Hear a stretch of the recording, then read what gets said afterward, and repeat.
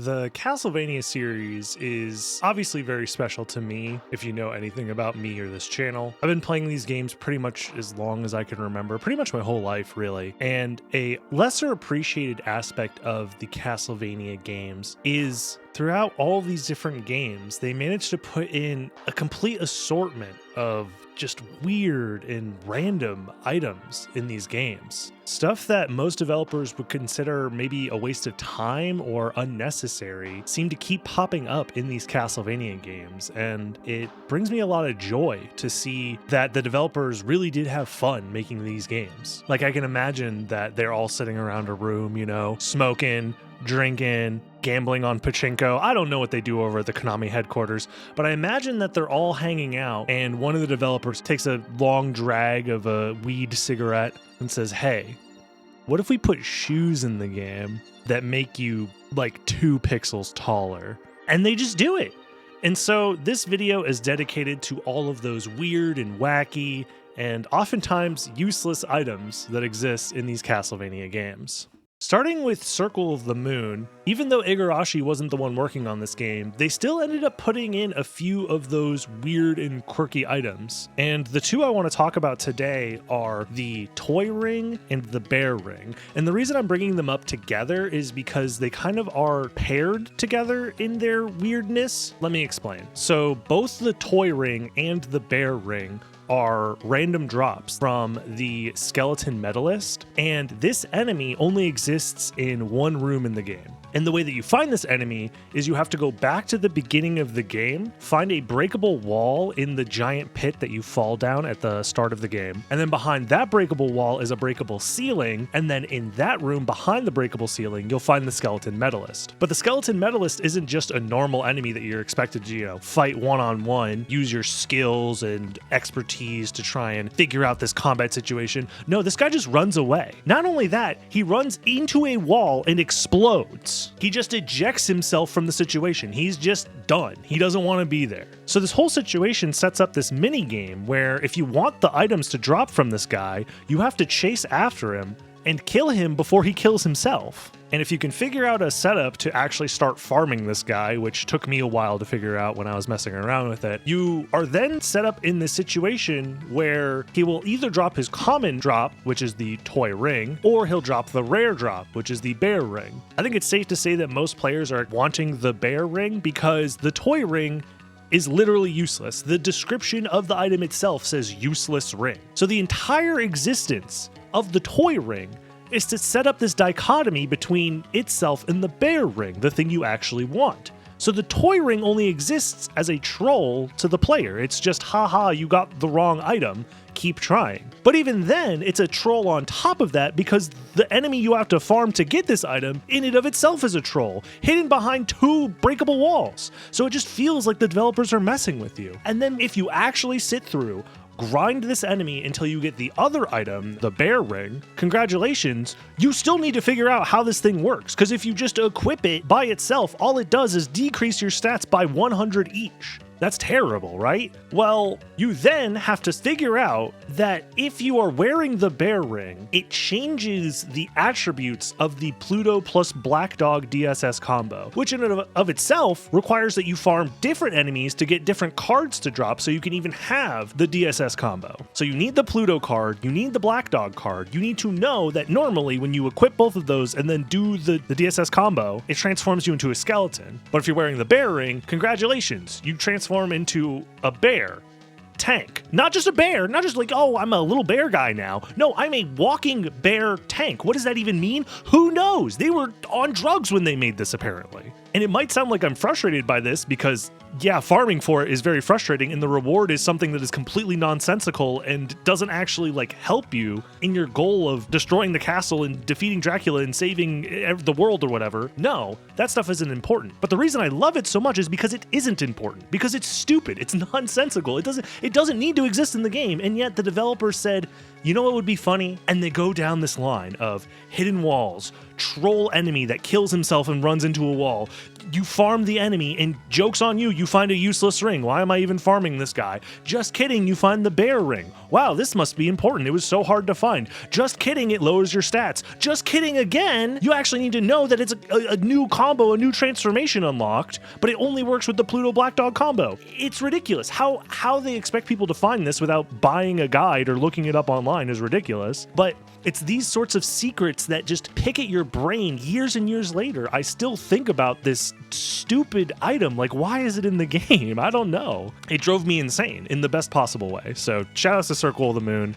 And let's move on to the next game here. Next up is Castlevania Harmony of Dissonance. This game is weird. I don't know how to feel about this game because it is the game that is probably the most directly influenced by Castlevania Symphony of the Night, but at the same time, it's also really janky and weird. It's a different take on the Symphony of the Night style of Castlevania. And one of the ways that they kind of emulated Symphony of the Night is how in Symphony of the Night, if you put on different capes, it actually changes the color of the cape on Alucard's sprite, and you feel like your equipment that you find throughout the game is actually changing the way the game looks, changes how the game is. It's like a nice little touch. Harmony of Dissonance, this is a Game Boy Advanced game, and they still wanted you to feel like you were impacting Just's look while equipping capes. The difference is, in Harmony of Dissonance, when you put a cape on, it doesn't change Just's outward appearance, his sprite. He looks the same either way. But instead, what it ends up doing is the shadow that you produce when you do dashes or attacks or move around, it changes the color of the shadow instead, which I find really interesting. I kind of wish that Symphony of the Night had a way to change Alucard's shadow. Like in Harmony of Dissonance, you could have like a green shadow or a black shadow if you're wearing the Twilight Cloak. Very, very cool. So yeah, generally speaking, the capes in Harmony of Dissonance I find very interesting in that way. The next item I want to talk about is weird, not in the context of Harmony of Dissonance, but in the context of all Castlevania games that come afterwards. So this game has the first appearance of the Chaos Ring. And if you are a Castlevania fan, you know that the Chaos Ring is a big deal. In future games, the Chaos Ring itself has insane MP restoration abilities. So you'll be able to throw out spells or souls or use up all of your MP, and it will almost immediately regenerate back. This lets you completely break certain games. Like Aria of Sorrow is completely broken if you have access to this item. It's usually locked behind like end game requirements, like getting every soul in the game. So seeing the Chaos Ring in Harmony of Dissonance is like, oh wow, it's in this game too. Wow, that's crazy, right? Well, it is in name only, because the Chaos Ring is part of a group of rings that exist in Harmony of Dissonance that all work to increase the damage of your sub-weapons. Because in Harmony of Dissonance, the spell system is a combination of using a sub-weapon alongside a spell book. So if you combine the spell book with the sub-weapon, it ends up doing a combination attack that has a unique spell behind it, right? The Chaos Ring in this game is used to increase your holy water damage. So I found it strange that they would later take the name Chaos Ring and change it into something completely different later on. So in the context of the Castlevania universe, it's weird, but just in Harmony of Dissonance, it's actually not that weird. I don't know. I just thought it was interesting. Moving on to something that's objectively weird, we have two different items in Harmony of Dissonance that I genuinely never knew existed when I played the game casually, which I guess makes sense because I never really played the game that much. I played it enough to get like the good ending and thought the game was okay, but I never tried to get the rare items in this game. I never really like explored the game enough to see all of the weird things the game had to offer. And one of the weirdest ones is the floating boots. So the floating boots are a rare item drop that drops from the Pike Master. And the Pike Master is a late game enemy with a ton of health. So if you're willing to sit there and grind versus this Pike Master to eventually get the rare drop, you'll eventually be rewarded with the floating boots. The boots descriptions say boots that defy laws of gravity, and they weren't lying when they said that. I wasn't sure what to expect when putting these boots on for the first time, but you just fly. You just get to fly. It genuinely blew my mind in a weird way, because these games have unique movement options that are usually tied to relics or permanent upgrades. and not usually locked behind equipable items. I kind of expected it to maybe make your fall speed a little bit slower, but no, you genuinely just get to fly around. Instead of falling, you just are in the air and you just get to press a direction on the D-pad and just go in that direction. It's obviously not like a fast way to get around or anything like that, but it is very interesting that they even thought to put something like this in the game. So at this point, you should have access to the Griffin Wing, which means you don't really need to fly around, but it just gives you a different option instead, which is weird, but pretty interesting. And speaking of weird and interesting, there's another set of boots that also augments the way that Juice is able to jump through the air, this time being the Infinite Boots, which, as their name says, gives you an infinite amount of jumps. This item, however, you can just buy from the shop for 12,000 gold, which is kind of a lot, but also not that much, all things considered. Yeah, I don't know. As somebody who hasn't spent a ton of time playing Harmony of Dissonance, I found it really interesting when researching for this video that there's 2 different boots that let you kind of just like fly. I guess the developers never really cared that you would be able to do this at some point in the game. They're like, yeah, whatever. Have infinite jumps, have the ability to fly, just have fun. Just have fun. Next up, let's talk about Aria of Sorrow. Aria exists in a weird state for a lot of Castlevania fans, especially at the time. Maybe people don't remember the discourse around Aria, but the fact that this game takes place in 2035 was a real sticking edge for a lot of fans. They felt like the monster horror, you know, gothic architecture, late Victorian to like 1800s vibes of the previous games was being subverted into this like weird thing of like a modern age teenage kid who turns into Dracula, but was like the resurrection of Dracula, but also he's the good guy. This was a sticking point for a lot of people, but there isn't like a whole lot that's grounding these games in the future of 2035, except for one item, that being the positron rifle. You get to acquire a laser beam weapon that takes up like, I don't know, it's like 5 times the size of Soma's sprite. It's huge, it's massive. And not only that, it's like really fun to use.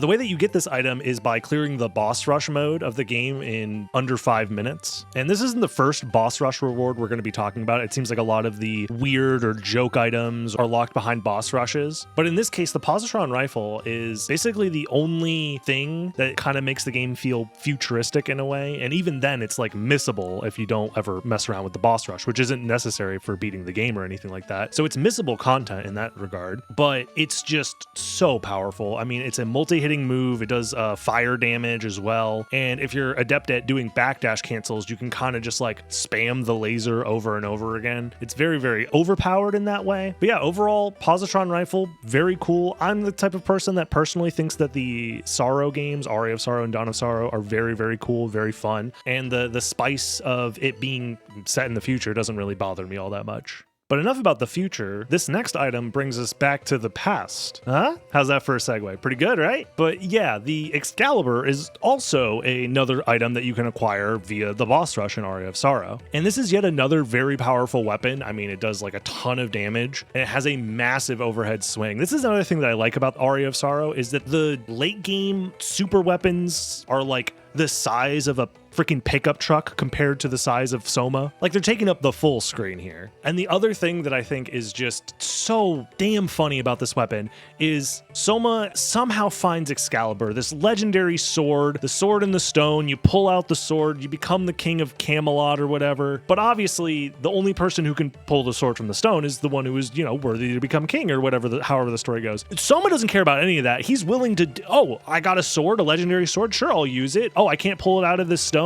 I'm just bringing it with me. We're using the stone now. Very funny. Just a clear sense that the developers had a sense of humor with this game and honestly didn't want you to take it too seriously. And like, this lighthearted fun is what I love about the joke weapons and silly items of these games. God, it's so good. It's so good. Castlevania, it's good. Turns out it's good. Who would have thought? It's good. And the last item I want to talk about in Aria of Sorrow is an item that probably most players have never seen in the game, which is the Skull Key. And the reason most players have never seen it is because it kind of doesn't exist in the sense that you're not supposed to find it normally. In fact, you can't find it normally when playing the game. The only times you would be able to get this item is if you were using cheats to spawn it into your game, or if you were playing like a randomizer or something and it showed up in the randomizer run you were doing. But from my understanding, the skull key being in Aria of Sorrow is just a leftover of it being in Harmony of Dissonance, because in that game it's an actual key item that unlocks the skull door. So when making Aria, they probably used Harmony of Dissonance as like a base to start with, or ported some code over, something like that, and the skull key came along for the ride. But yeah, it is an item. It's in the game's code. You can spawn it in with cheats and it does literally nothing. So I don't know, I guess like a fun fact that you can throw out at your next party.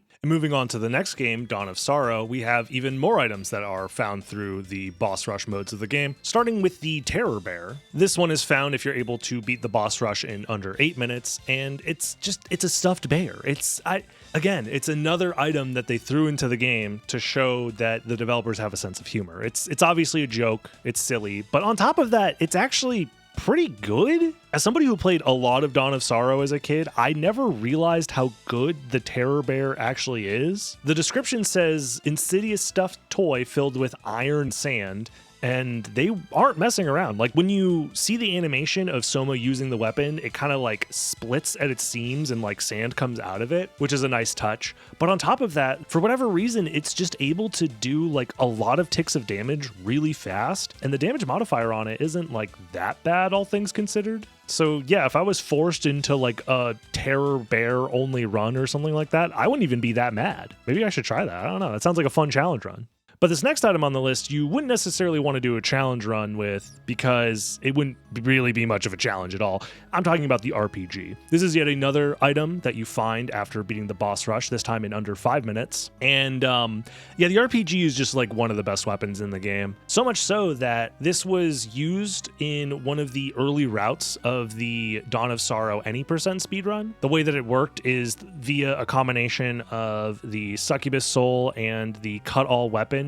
You would basically phase through the walls of the boss rush arena to get to the end of the boss rush as quick as possible and then get the RPG weapon. And this was just kind of considered the fastest reliable damage source in the game. And then the RPG would just help you carry all the way to the end game and hopefully kill Menace quickly. And as someone who has done speedruns using the RPG, I have a huge place in my heart for this weapon. It's just so fun. This kind of fills the same role as the positron rifle, but instead of it being like a futuristic weapon, it's actually just like a more normal, modern, but not too modern, I guess, weapon. But yeah, this one is a ton of fun. If you've never used the RPG before in a Dawn of Sorrow playthrough, I definitely recommend going out of your way for it as soon as you can.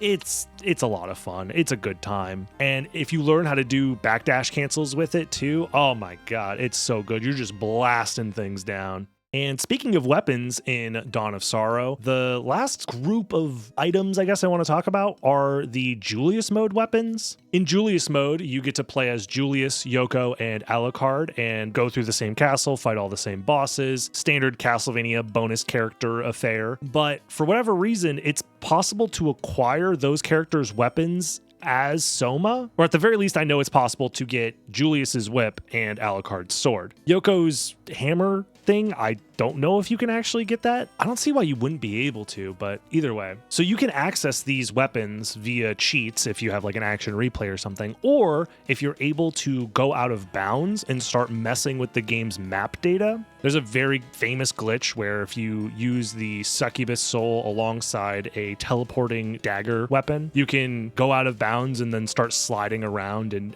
access map data you're not supposed to. This causes memory corruption, which can give you these like glitched items into your inventory, or it can, crash your game and delete all your saves or whatever. So yeah, I guess, don't have that happen to you. I don't know.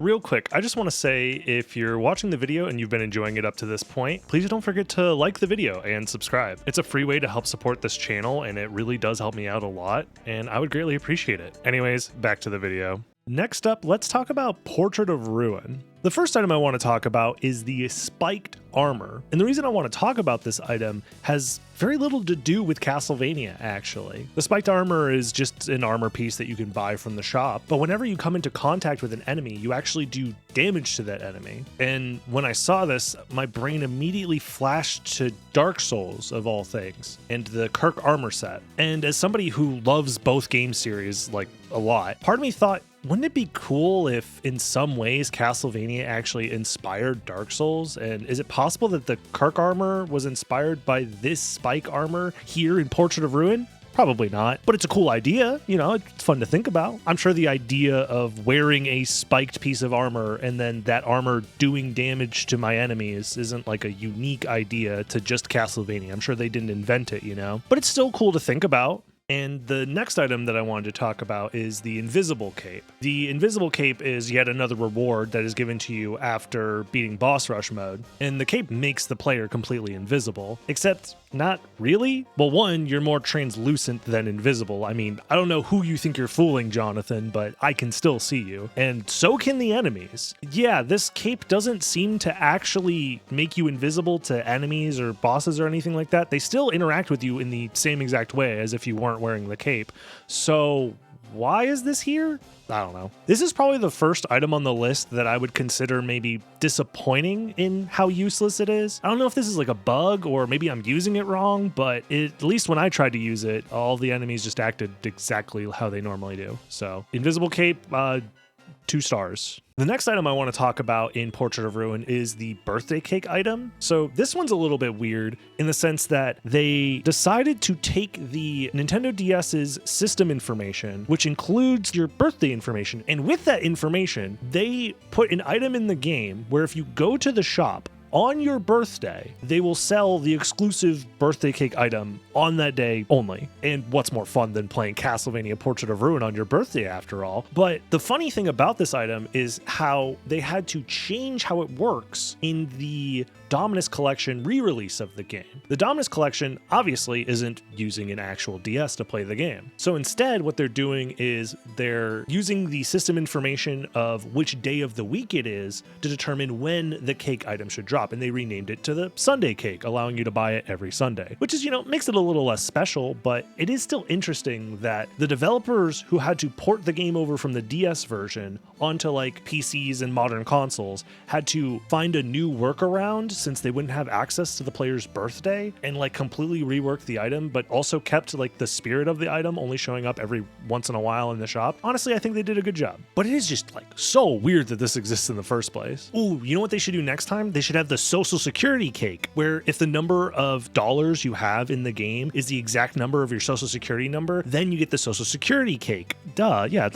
Konami, hire me. I've got good ideas. The next item I have on this list is the Undead Killer, which has a name that actually bothers me. Can we talk about this? Obviously, it's the Undead Killer. The whole point of using the whips in these games is to kill the undead, kill zombies and skeletons and vampires, what have you. So all of the whips are undead killers, but this one specifically gets to be called the Undead Killer. Naming conventions aside, the thing that I find interesting about the Undead Killer is that it's the only weapon in the Castlevania series that I'm familiar with that actually allows you to kill red skeletons. The way red skeletons work is that normally you do damage to them and they just kind of fall into a pile of bones and then get back up a few seconds later. But this weapon actually allows you to kill them and like get rid of them. I'm surprised they didn't find more ways to like kill these guys throughout the Castlevania series, but you know, it does exist, just only in this game with this specific weapon. It's such a niche situation, I feel like, but ultimately very cool that it exists. And then the next item I want to talk about here is the Adrenaline Gear. This one is interesting because it makes me ask some questions about the development process of Portrait of Ruin. Did they find a way to change the frame rate of the game in the game's code? Like they found a function that's like, oh, if we do this, the game's frame rate goes to like, 30 FPS or whatever. Because that's basically all the Adrenaline Gear does. This is a drop that you can get from killing Jacko Bones. And when you wear the armor and then take damage, it just lowers the game's frame rate and calls it like slow motion. It slows down the game, which is funny, but but also maybe a little bit more on the disappointing end of things. Ultimately, I wouldn't call this necessarily useless, but like, am I ever gonna go out of my way to equip this outside of showing it off for this video? Absolutely not. No, this is, you know what? I'm confidently saying, yeah, this is useless. Anyways, very silly item. And weirdly enough, not as silly or weird as the engagement ring. This is a ring that you kind of just find on the ground in the Burnt Paradise area of Portrait of Ruin, and the way that it works is in relation to the partner mechanics in Portrait of Ruin, which makes sense. This game is heavily reliant on the partner mechanics. So if you have your partner summoned with you and the partner takes damage, instead of doing damage to the player's health pool, it takes the damage away from the player's MP pool, and if you lose all of your MP, your partner gets locked out for a period of time and you can't use them in combat or switch to them or whatever. But the way that this ring works is instead of taking the MP damage if your partner gets hit, it'll actually take away from the player's health pool instead, which I guess is meant to symbolize that they're like taking hits for each other and they've got each other's backs, which is cool. But my question is, why does it have to be an engagement ring? Are they implying that Jonathan and Charlotte are like getting married after this, or they're getting engaged during the events of Castlevania Portrait of Ruin? Is this more meant to be like fan service for the players who are like, oh wow, I love these characters, I want them to get married and live happily ever after? Like, is that what we're going for? It's fine if so. I just think it's maybe a little bit weird. This is like when you find out that those friends that you have that have, you know, they're good friends, they've been roommates for years and years now, and you're like, oh yeah, Tim and Jim, like, yeah, they've been roommates forever. And then later you find out that they've been married for like 30 years and you're like, what? I thought they were just good. This is how I feel about finding out that this engagement ring exists. I'm like, oh, Jonathan, Charlotte, they're just good friends. They're partners. They're in it to kill evil and save the world. Turns out, who knows what's going on behind closed doors there? I'm sure some of you freaks want to know what's going on behind closed doors. I've seen the fan art. Anyways, I'm going to be puritanical in this moment and say no marriage. In fact, anti-marriage. Speaking of fan art, let's talk about Order of Ecclesia. This game has lots of things going on in it. It was actually kind of hard to pick which items to talk about in Order of Ecclesia, mostly because most of the items that you would normally associate in a Castlevania game are actually glyphs. Instead of using like a sword, you use a glyph that lets you summon a sword. It makes sense in the story of the game, but it made it awkward for me making this list because I wasn't trying to cover spells or souls or these sorts of like abilities. I just wanted to talk about items. So for this list, I won't be discussing any glyphs, but thankfully there are still a couple of weird items that are definitely items that exist in Order of Ecclesia. And the first two I want to talk about is actually the right eye of devil and left eye of God. And these items are obviously clearly meant to be like mirrors of each other. They're meant to be a pair in the game's lore or whatever. And both can be acquired by finishing the 2 different boss rushes of the game in under 4 minutes each. The reason I find these items interesting is they're obviously meant to be parallels of each other. There's meant to be some sort of duality implied with these 2 items existing in the world. But the thing that I find weird about it is that the way that they depict this duality is that the right eye of the devil, again, does the slowdown thing, the same as the adrenaline gear. It just slows down the FPS of the game. But instead of needing to take damage in order to see the slowdown happen, instead, it's just happening all the time. So I guess it's like evil or demonic to be playing the game at 30 FPS. And you would think, okay, so then what would be the opposite for the left eye of God? Maybe speed up? No, it just lets you see how much health the enemy has left. That's it. Which is like weird that that's even a thing, because you can see how much health an enemy has if you pull up the enemy stats page instead of the map page on the other screen. But the way that they show this is it changes your damage numbers when you do damage to an enemy. Instead of it showing how much damage you did, it just shows how much health the enemy has left, which I find like really unintuitive and weird. These 2 items are so baffling that they thought that these should be these like rare lock behind boss rush mode items.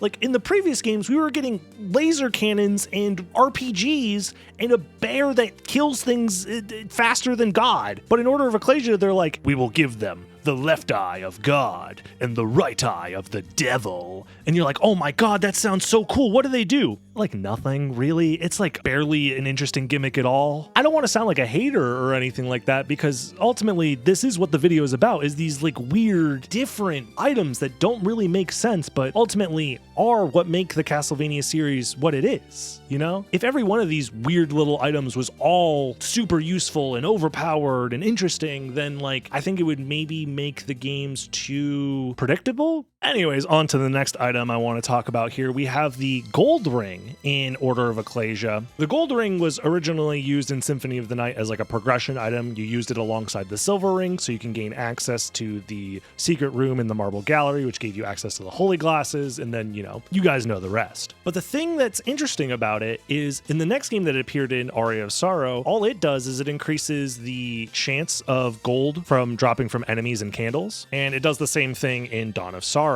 But then they changed it again in Portrait of Ruin. This time, it increases your luck stat based on how much gold you have. Very useful if you're trying to grind rare item drops, as this whole video is about grinding rare item drops and talking about rare items, so makes sense we talk about the gold ring. The weird thing about this, though, is the gold ring in Order of Ecclesia, the description of the item says, luck increases with the gold in your wallet, so it sounds like it does the same thing it does in Portrait of Ruin, except it actually does the same thing it does in Aria of Sorrow and Dawn of Sorrow. They reverted what it did back without changing the description, so the description is a typo. All it does is it increases the gold dropped from enemies and candles. It doesn't actually increase your luck stat at all. It's just kind of weird that they had this typo left in the final version of the game.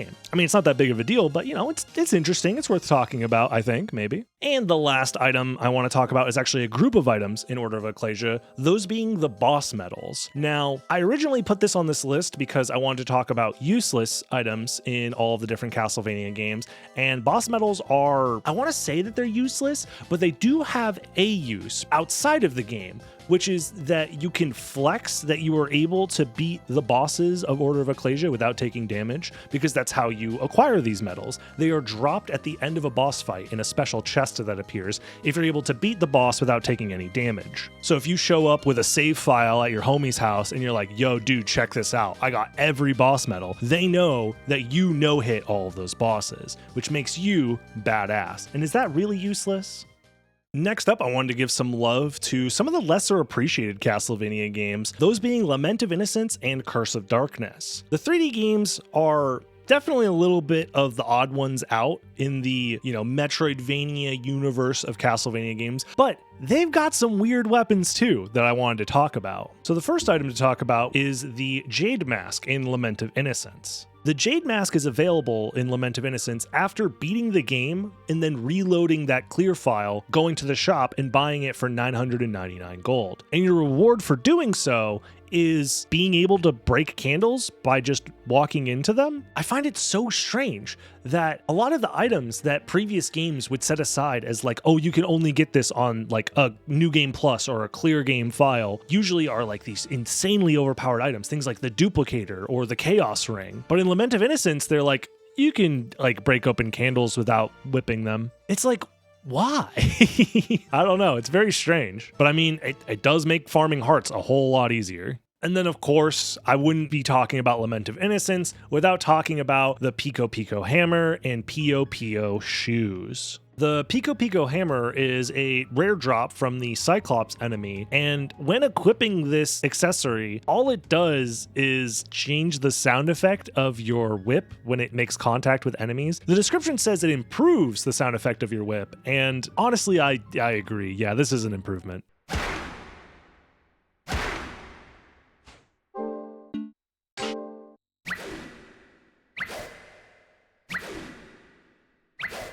This is so good. And the Pio Pio Shoes is yet another rare drop, this time from the Death Reaper, one of the final enemies that you find very late in the game. And upon equipping this accessory, the shoes make a squeaky sound when you walk around.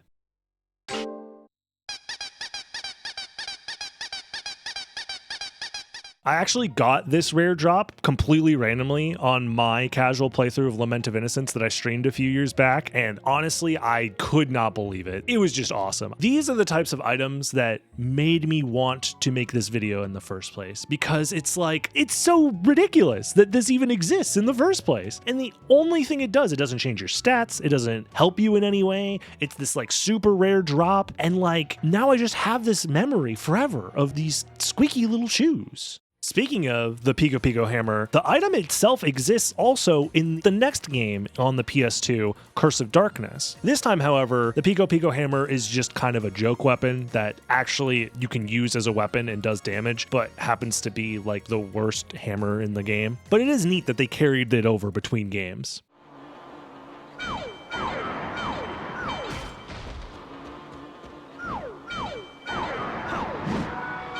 And speaking of Curse of Darkness, there's also a few more items that I wanted to talk about. The first one being the S-Stock. And the reason I want to talk about the S-Stock in Curse of Darkness is in contrast to how the S-Stock has appeared in previous Castlevania games, specifically Castlevania Symphony of the Night. In Symphony of the Night, this is like the worst weapon ever. It's like super slow. It forces you into this like thrusting attack, but the thrust itself doesn't actually like go all that far. And if you use it in the air, it kind of like stalls you in the air in this weird way that's not super useful. The damage on it is okay, but ultimately I would never really consider the S-Stock to be like, oh my God, this weapon's amazing. I'm so happy I'm using the S-Stock right now. But in Curse of Darkness, this is the ultimate weapon for the thrusting sword subtype. Every weapon in the game you can evolve to this like god tier level, like the final level. And for whatever reason, for the thrusting swords, it's the S-Stock, and it's actually insane. It like has all these like homing attack, energy blasts, spectral swords flying all over the place. It's wild. It's crazy. The other item I wanted to talk about in Curse of Darkness is another weapon, this time being the frying pan. And the description on the wiki says that this weapon is a trap.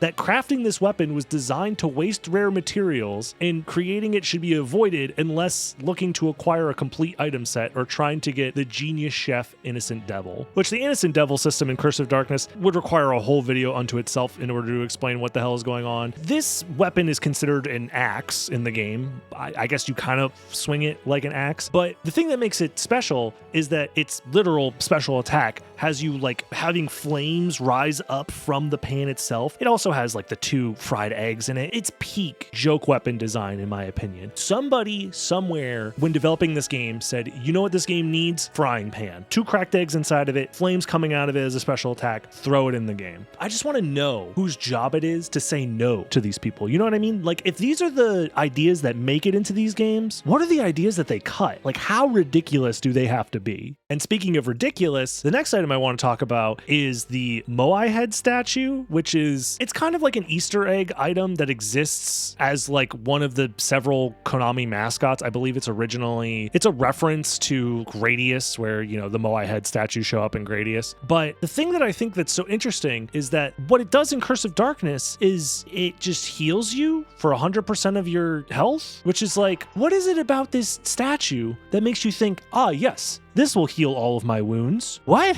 And the way that you get it is by just having Castlevania Lament of Innocence save data on your memory card when you play the game. But like, why?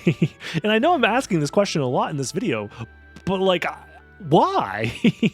And finally, it's time to talk about my favorite Castlevania game and the game that has brought me to this point in my life, in my career, Castlevania Symphony of the Night. And I have a lot to say about a lot of the items in Symphony of the Night, so let's just hop into it. Starting with what is probably my most disappointed I've ever felt when using a weapon in Symphony of the Night, that being the Sword of Dawn. This is a weapon that you find in the second castle, pretty early on in the second castle, mind you, but in the second castle, so after a huge portion of the game. It has a good hitbox. It's a large 2-handed sword, and the thing that makes this weapon special is if you use its special attack, the quarter circle forward, it spawns these like undead warriors, the Dawn warriors, to do these special little attacks, which is like really cool. They have these fantastic sprites, these really cool looking attacks. The problem is they forgot or decided not to, I'm not sure which, but they don't scale the damage of the Dawn Warrior summons. So if you use the summons on the enemies of the second castle, which are relatively high level, high scaled, most of the time, those attacks are doing like 1 damage, maybe like at most 4 damage,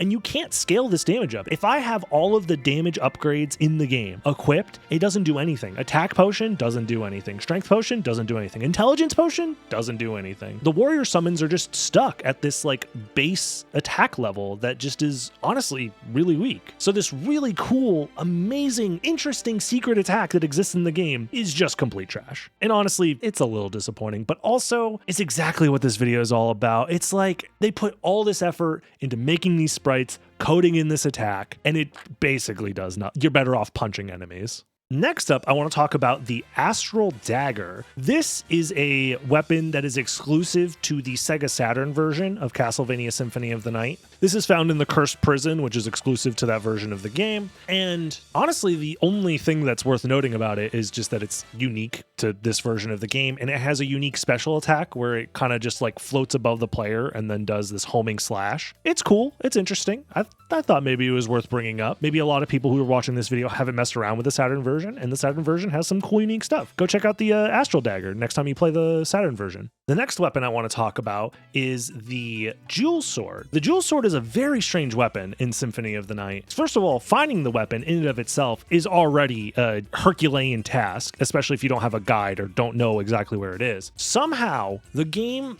expects you to figure out that you need to break open the secret cave in the castle entrance and then go through one side of it in bat form and then the other side of it in wolf form. And that just so happens to open up a secret hole in the wall that has the Jewel Sword in it. And then with the Jewel Sword, the player can do its special attack, the quarter circle forward attack, and it just shoots out a couple of gold coins. So theoretically, you could farm infinite money using the Jewel Sword just by doing that attack over and over again. It would take forever, but theoretically that is a thing you can do. And the main thing that the Jewel Sword actually does is it changes all of the item drops in the game from enemies to jewels. So if you kill an enemy in the game, it has a random chance to drop a gemstone instead of its normal drops. And the more valuable those gems are, the more rare it is for those gems to actually drop. And on top of all of this, exclusive to the Saturn version, if you equip a gemstone while wearing the Jewel Sword, it will increase the damage of the Jewel Sword based off of the rarity of that gemstone.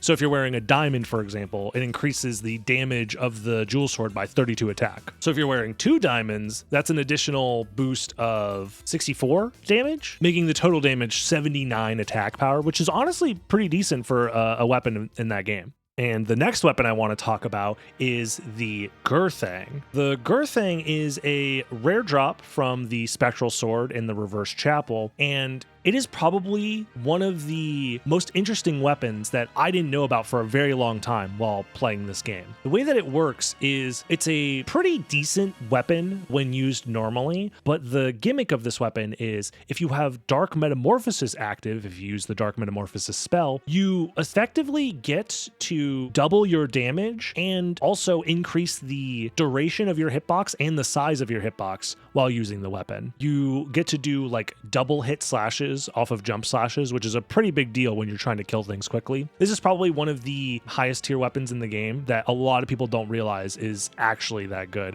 mostly because very few people ever find it in a casual playthrough. And on top of that, you also need to know that you have to use Dark Metamorphosis alongside it. But on top of all of that, there also exists another secret technique you can use with the sword, which is what the community calls a pseudo Dark Metamorphosis. If you use the special attack with the Gurthang equipped, the quarter circle forward attack, it will give you Dark Metamorphosis for a very brief period of time. The developers probably intended for you to only have it active for a single sword slash, but if you cancel that sword slash into another sword slash very quickly, or jump slashes, for example, you can extend this pseudo Dark Metamorphosis state for even longer. And it also gives you the double damage and increased attack power, the same as if you had Dark Metamorphosis. So if you don't want to sit there and do the spell, you can do the quarter circle forward attack and then mash the attack button instead. And that does actually come up in randomizer runs of the game. If you want to do the stun lock tech versus Galamoth, before you wouldn't have the ability to go for the Dark Metamorphosis, because if you sit there and do Dark Metamorphosis, that's enough time wasted where Galamoth will walk away. But if you use the special attack instead, that will give you the power boost from the Dark Metamorphosis whilst setting up the infinite stun lock versus him. So it is actually quite useful.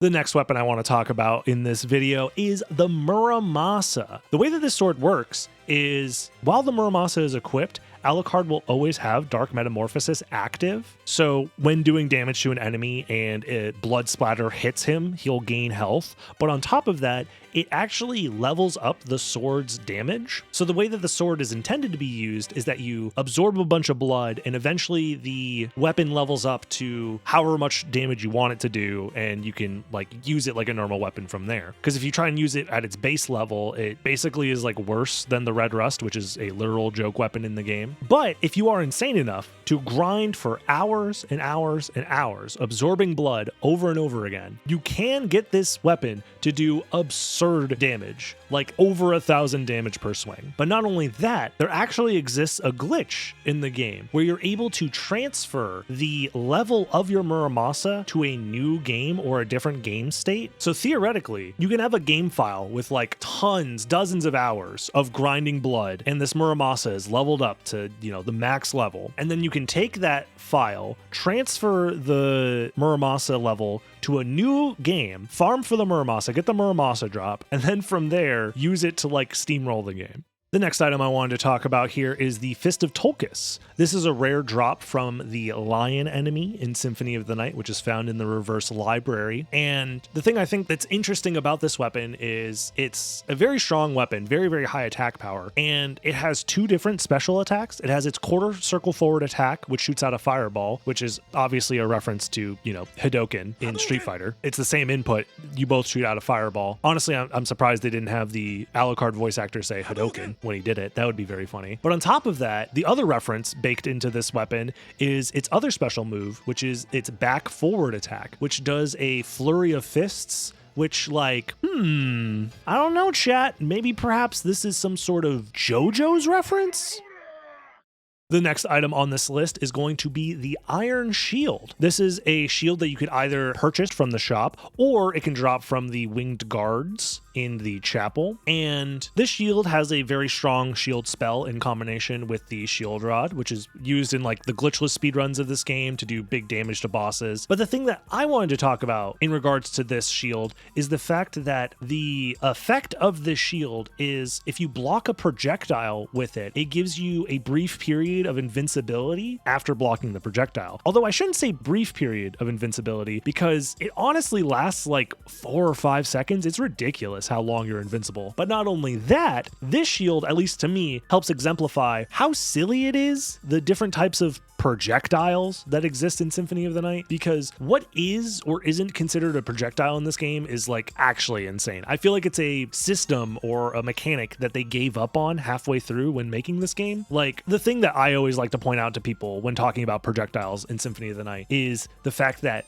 bats, the enemy, are considered a projectile. They interact with shields the same way projectiles do. So if you're ever next to a bat and you want some iframes, like literally walk into the bat with your shield out if you're using the Iron Shield, and you're just invincible for the next like 5 seconds. Next up is the Rune Sword. This is the rare drop from the Dodo Bird enemy. This is another enemy that upon seeing you wants to run away immediately, so you have to like chase it down, making it kind of awkward to farm. But the thing I wanted to talk about with this weapon is the fact that when you throw the weapon out, it actually spells a word in the shadow that gets thrown out behind it, and that word is verboten, which is German for forbidden. Fun fact that you could say at your next party. Next up, we have the Sunstone. And the reason I bring up the Sunstone in this video and not the Moonstone is honestly just because it's an excuse for me to talk about the time system that exists in Symphony of the Night. The Sunstone is found in the reverse clock tower after doing the clock puzzle where you hit the cogs over and over again to open up this secret room. But the thing about the Sunstone is it increases your stats by 5 each, your strength, your constitution, intelligence, and luck. But the thing that I find interesting about it is that it only does this for 12 hours, but those 12 hours are considered from 6 6 a.m. to 6 p.m. But here's the thing about Symphony of the Night. When you start the game, the in-game timer starts at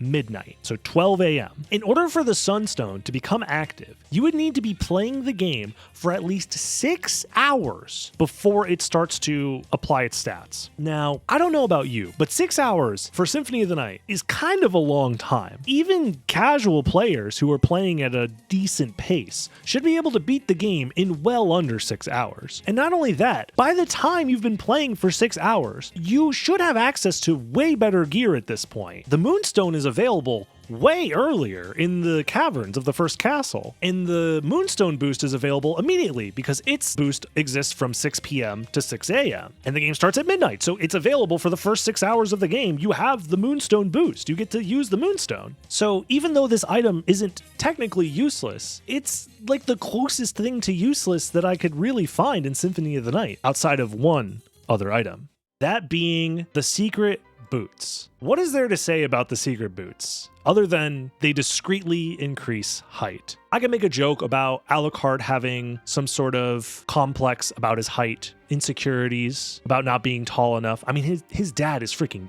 very tall. He's huge. He's massive. He's like 8 feet tall. Do you see how tall he is compared to Richter? He's huge. But I think the secret boots really were, for me, the first time I ever experienced a game where an item that you just find while exploring that is so ridiculous, so absurd, that it breaks the fourth wall and kind of like, it's like the developers are letting you in on the joke that like, hey, we just wanted to do something silly, so here you go. And I carried that feeling forward for many, many years. So much so that it eventually led me to making this video. And in a weird way is also part of the reason why I continue to play Castlevania games, even to this very day. It's the reason why I've spent the last 13 years of my life speedrunning Castlevania Symphony of the Night and going for world records and making content on these games and making videos and streaming and having a community to share these feelings with. And so even though some of these items might be useless, some of them might be silly, at the end of the day, they are what makes Castlevania so special. And for that reason, I'm very grateful they exist. Hey, thank you so much for watching. If you enjoyed the video, please don't forget to like the video and subscribe, and consider following my live stream over on twitch.tv/dragonblitz, where I'm live most afternoons. As always, it's a free way to help support this channel, and it really does help me out a lot. And if you are looking to support this channel even further, maybe consider checking out the Patreon channel. All of my videos are available early and ad-free for Patreon supporters, and you can join for as little as $1 a month. Videos like this wouldn't be possible without my Patreon supporters, and I'd like to give a very special thanks to Christopher, Yo I'm Chris 427, Reinsguard1, -X, Soma Jean, Suchioto, and Jokum Palm.